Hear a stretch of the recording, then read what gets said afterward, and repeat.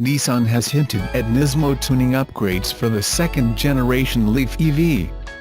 The 2018 Leaf is already more powerful than its predecessor, jumping to 147 horsepower and 236 pound-feet of torque. Its chassis has also been refined for improved stability. Designers made significant changes to the Leaf's aesthetics, dropping its quirky styling for a modern appearance that better meshes with Nissan's latest cars and crossovers. Speaking to Autocar, design chief Alfonso Albaisa admitted that the previous Leaf's look wasn't popular with a majority of buyers and did not contribute to sales.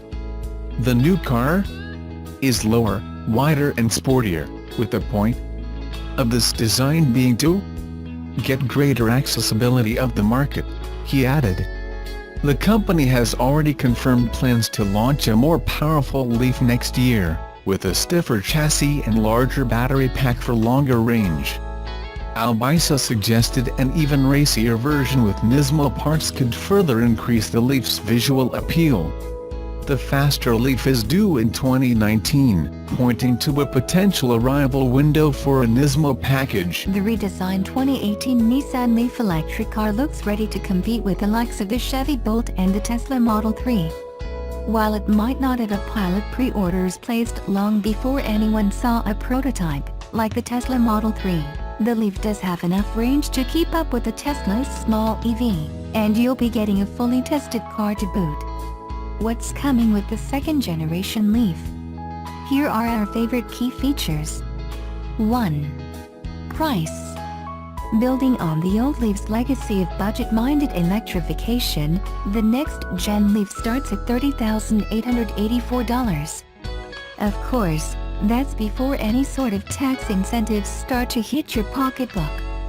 That undercuts the closest competition. The Chevy Bolt starts at $37,496, nearly $8K more than the new Nissan, though there's a reason for the price difference. 2. Range. The Bolt has an EPA-rated 238-mile range, whereas the new Leaf has 150 miles of EPA-rated range, up from 107 on the current Leaf. Still, that's enough range to drive around during the day without worrying about running out of juice. Even in cold climates, that should be enough range during off months to take care of business. A Leaf with more range is expected to be ready for 2019. 3. The e-pedal switch. Activating the regenerative braking, where the car uses its own momentum to generate electricity, slowing the vehicle down in the process, on the second-gen Leaf is as easy as flipping the e-pedal switch. The system advertises one-pedal driving, a sign of active regenerative braking, and a ton of fun when you get used to it. Like the paddle on the back of the steering wheel on Chevrolet's Bolt, the system is great for managing your deceleration with just the throttle, but the actual brake pedal is there to handle things if you misjudge distances. 4. The styling. The styling for the old Leaf left something to be desired. It was sleek but not exactly exciting. The new Leaf might not be a Jaguar F-Type, but its more aggressive look is welcome, and the Nissan corporate face combined with blacked-out pillars looks good. This styling is more aggressive than the Chevy Bolt, but not quite as eye-catching as BMW's i3. 5. Driver aids.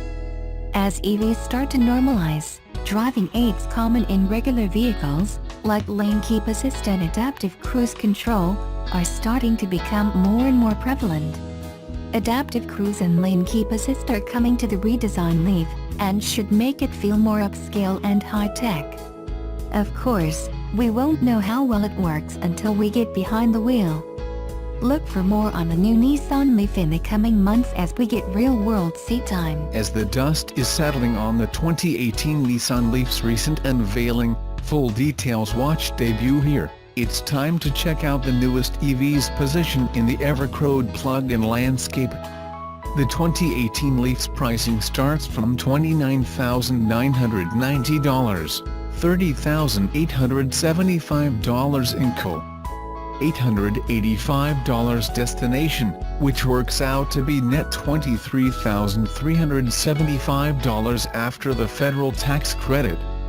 The range of the 40 kWh version is EPA estimated by Nissan at 150 miles.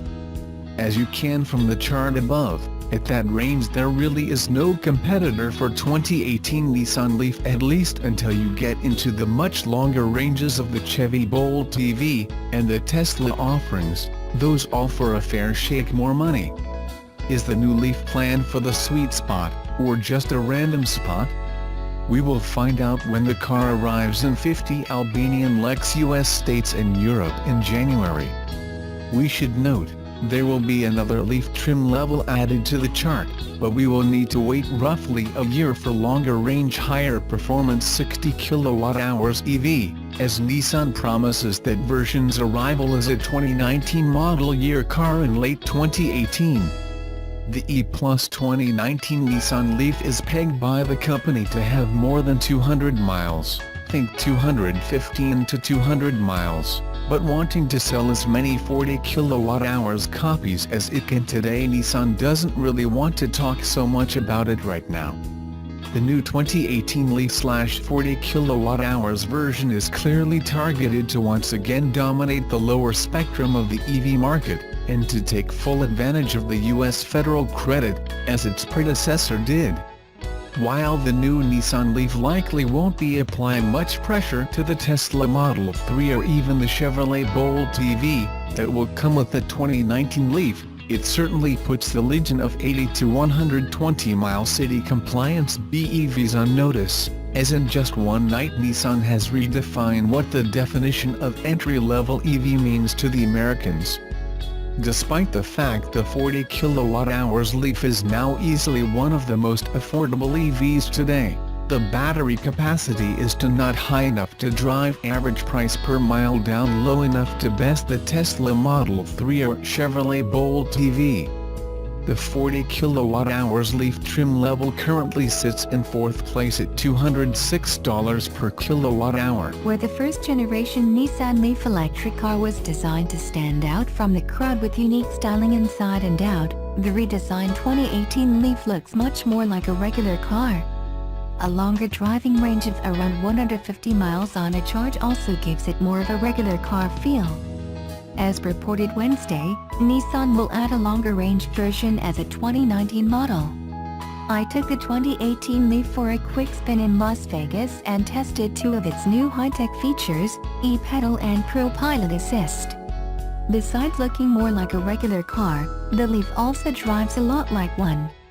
It accelerates smoothly and silently up to highway speeds with about as much gusto as you get from one of the small turbocharged gas engines that are under the hood of a growing percentage of compact cars.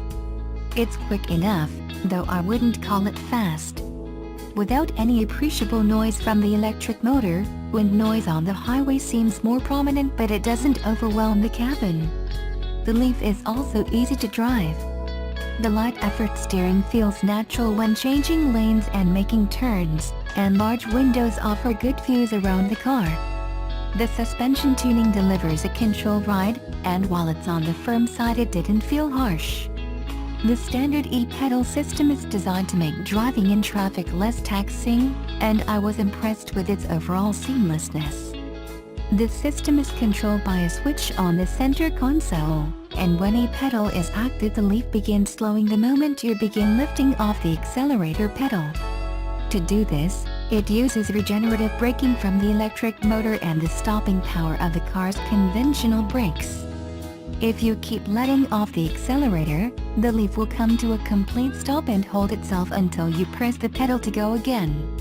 It didn't take long to get comfortable driving this way, and I could see it being a real benefit to drivers who slog through stop-and-go rush hour traffic on a regular basis. ProPilot Assist, meanwhile, is a system that will steer the Leaf to keep it in its lane and adjust the car's speed to maintain a desired following distance from traffic directly in front of you. I tested ProPilot Assist on the highway, and it had no trouble keeping the Leaf in its lane and decreasing speed to accommodate slower traffic. You must keep a hand on the steering wheel when using ProPilot Assist, and if the system thinks you've let go of the wheel it issues a series of alerts, first a visual warning, then an audible warning and finally a tap of the brakes, to get you to grab the wheel.